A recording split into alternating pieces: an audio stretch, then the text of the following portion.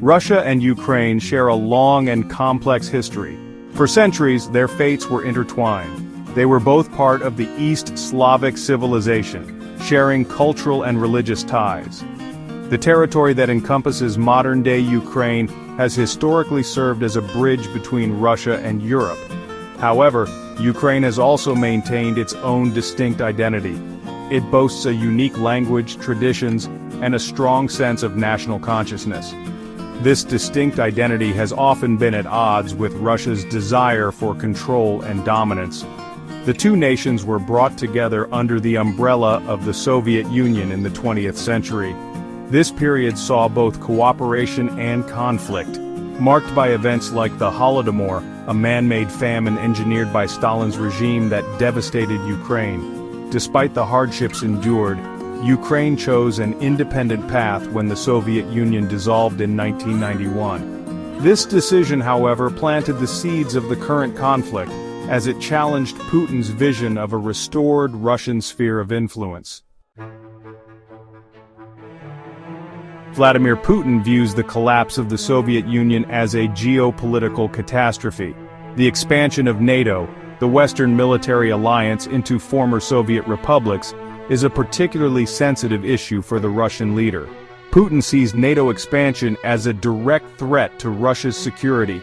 He believes that the West is encroaching on Russia's traditional sphere of influence and attempting to weaken its position on the world stage.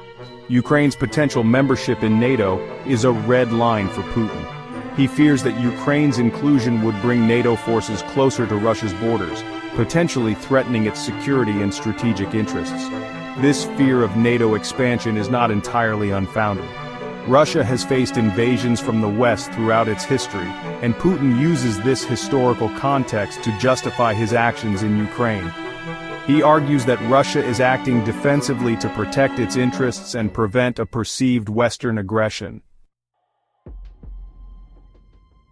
Putin's ambitions in Ukraine go beyond mere security concerns. His actions are also driven by a desire to restore Russia's regional dominance and revive its imperial past. Putin yearns for the days when Russia was a global superpower, feared and respected by the world. He views Ukraine as an integral part of this vision. For Putin, Ukraine is not a separate nation but rather an artificial creation, a historical aberration. He believes that Ukraine is rightfully part of Russia, both culturally and historically. Putin promotes a narrative that denies Ukraine's distinct identity and emphasizes the shared history and cultural ties between the two nations. He uses this narrative to justify his actions in Ukraine, framing the conflict as a liberation of the Ukrainian people from a pro-Western government. Putin's ambition for regional dominance manifests in his desire for territorial expansion. The annexation of Crimea in 2014 and the recognition of the self-proclaimed Donetsk and Luhansk People's Republics in 2022 are clear examples of this ambition. The annexation of Crimea, a peninsula with a majority Russian population, was met with international condemnation and sanctions. However, it also served as a rallying cry for Russian nationalists and solidified Putin's image as a strong leader willing to defend Russian interests. The ongoing conflict in eastern Ukraine, where Russian-backed separatists have been fighting Ukrainian forces since 2014, is another manifestation of Putin's expansionist goals. The recognition of Donetsk and Luhansk as independent entities further escalated the conflict and signaled Putin's willingness to redraw borders by force. Section 5. Crippling a nation, destabilizing Ukraine. Beyond territorial gains, Putin aims to weaken Ukraine as a state and prevent its integration with the West. A strong and prosperous Ukraine, aligned with the European Union and potentially NATO, poses a direct challenge to Putin's vision for a Russian-dominated sphere of influence. To undermine Ukraine, Putin has employed a multi-pronged strategy. This includes military support for separatists in the east, economic pressure through trade disruptions, and cyber attacks targeting critical infrastructure. The goal is to create chaos and instability within Ukraine, making it difficult for the country to function effectively and deterring potential Western investors and partners. a weakened Ukraine, unable to govern itself or defend its borders, would be easier for Russia to control or influence. Section 6. The Hero and the Tsar Putin's Domestic Image and Legacy. The war in Ukraine is not only about geopolitics and territorial ambitions, it is also about Putin's domestic image and legacy. Putin has carefully cultivated an image of himself as a strong and decisive leader, the defender of Russia's interests in a hostile world. The war in Ukraine, despite its human cost, has allowed Putin to bolster this image domestically. State-controlled media presents the conflict as a necessary defense against Western aggression, portraying Putin as the only leader capable of standing up to the West and protecting Russia from its enemies. This narrative resonates with many Russians, who have been fed a steady diet of anti-Western propaganda for years. Putin's actions in Ukraine, however questionable they may be from an international perspective, have allowed him to solidify his grip on power and present himself as the indispensable leader of a nation under siege. Section 7. Putin's arsenal, military force, propaganda, and cyber warfare. To achieve his objectives in Ukraine, Putin has employed a hybrid warfare strategy combining traditional military force with information warfare, propaganda, and cyber attacks. This multifaceted approach aims to exploit vulnerabilities and sow discord within Ukraine and among its Western allies. Militarily, Russia has employed a combination of conventional forces including tanks, artillery, and airstrikes, alongside irregular troops and mercenaries. This strategy seeks to overwhelm Ukrainian defenses while maintaining a degree of plausible deniability for Moscow. Information warfare plays a crucial role in Putin's playbook.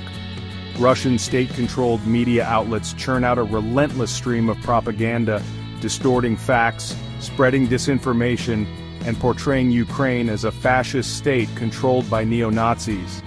Cyber attacks have become a hallmark of Russian aggression. Targeting critical infrastructure, financial institutions, and government websites, these attacks aim to disrupt Ukrainian society and sow chaos. Section 8. A stalemate. The current situation in Ukraine. As of April 28, 2025, the situation in Ukraine remains a stalemate.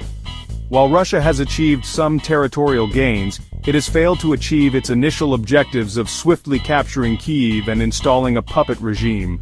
The Ukrainian people, with the support of Western allies, have mounted a fierce resistance, inflicting heavy casualties on Russian forces and defying expectations. The conflict has exposed weaknesses in the Russian military, challenging the perception of its invincibility. Internationally, Russia faces condemnation and isolation.